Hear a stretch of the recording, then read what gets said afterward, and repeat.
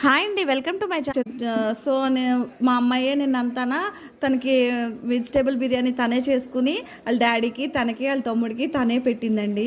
చాలా హ్యాపీగా ఉంది. ఆ వీడియో తీయడానికి నాకు అసలు ఓపిక లేదు, చాలా నీరసంగా ఉన్నానండి.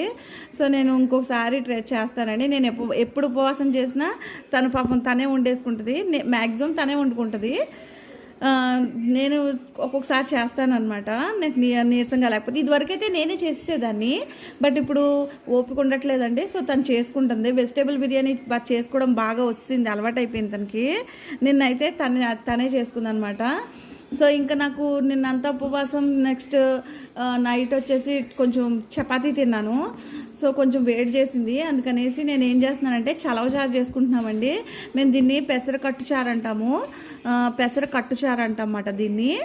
సో మీకు కూడా ఒకసారి చూపిందామని చెప్పేసి. ఇది చాలా టేస్టీగా ఉంటుంది అండ్ చాలా హెల్దీ అండ్ చలవ చేస్తుందండి వేడి చేసినప్పుడు. సో నేను ఈ చారు చేసుకుంటున్నాను అనమాట. దీన్ని పప్పు ఇదిగోండి ఇంత తీసుకుంటే సరిపోతుంది.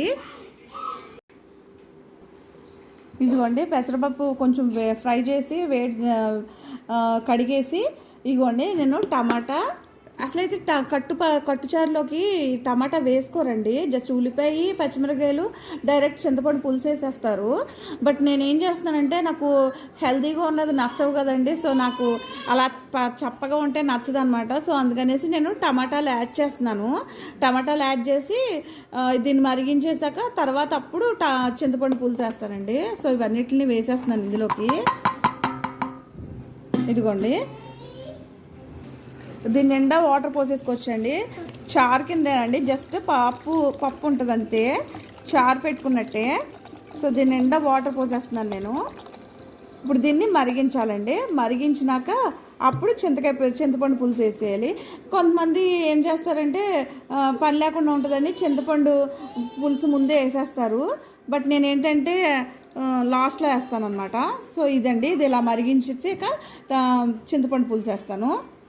ఇందులోకే కొంచెం తగినంత ఉప్పు తగినంత సాల్ట్ కూడా వేసేసి పొయ్యి మీద పెట్టేస్తున్నాను. ఇదిగోండి మన కట్టుచారు రెడీ అయిపోయిందండి. దీన్ని మేము పెసర కట్టుచారు అంటాము. సో ఇదిగోండి రెడీ అయిపోయింది. దీన్ని తాలింపు వేసేస్తే అయిపోతుందండి. దీనికి కాంబినేషన్ నేను ఏం చేస్తున్నానంటే, నేను ఊరబెట్టుకున్నాను కదండి ఈ చల్ల మిరపకాయలు అంటారు కదా, సో వీటిని వేపుకుంటున్నానండి దీనికి కాంబినేషన్. సో ఇక్కడ రైస్ కూడా అయిపోయిందండి. ఈ రైస్తో పాటు నేను అంట్లు కూడా తోమేసుకున్నానండి.